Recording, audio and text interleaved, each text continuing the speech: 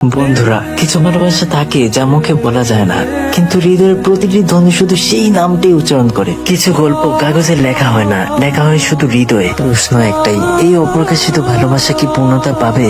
এরকমই এক গল্প নিয়ে আজকের মুভিটি। মুভির শুরুতে পার্ক সিরি নামক এই মেয়েটিকে দেখানো হয়। সে ছোটবেলা থেকে যাকেই ভালোবাসে সেই তাকে ছেড়ে চলে যায়। পার্ক সিরি তার বাবার মতো কার্লি চুল পেয়েছে। পার্ক সিরি এরপর আরেকটি ছেলের প্রেমে পড়ে, কিন্তু দেখা যায় সেই ছেলেটিকেও অন্য একটি মেয়ে প্রপোজ করে। এটা দেখে পার্ক সিরি সিদ্ধান্ত নেয় সে আর কখনোই কারো প্রেমে পড়বে না। কিন্তু হায়ন নামের এই ছেলেটিকে দেখে পার্ক সিরি আবারও প্রেমে পড়ে। এরপর দেখা যায় পার্ক সিরি তার কার্লি চুল নিয়ে অনেক হতাশ। সে এই চুলটা তার বাবার থেকে পেয়েছে। তো এরপর পার্ক সিরি তার বন্ধুদের সাথে স্কুলের উদ্দেশ্যে রওনা দেয়। তো তারা স্কুলে পৌঁছলে দেখা যায় স্কুলের সবচেয়ে হ্যান্ডসাম ছেলেটি হায়ন পার্ক সিরিকে দেখে হেলো বলে। এটা দেখে পার্ক সিরির বন্ধুরা পার্ক সিরিকে জিজ্ঞেস করে, হায়ন তোমাকে হেলো বললো কেন? তো পার্ক সিরি বলে, গতকাল সে সমুদ্রে গিয়েছিল, সেখানে হায়নকে দেখতে পায়। তখন হায়ন তার সাথে কথা বলে। বন্ধুরা, সম্পূর্ণ ভিডিওটি দেখতে হলে এখনই কমেন্ট বক্সের লিংকে ক্লিক করে সম্পূর্ণ ভিডিওটি দেখে আসুন।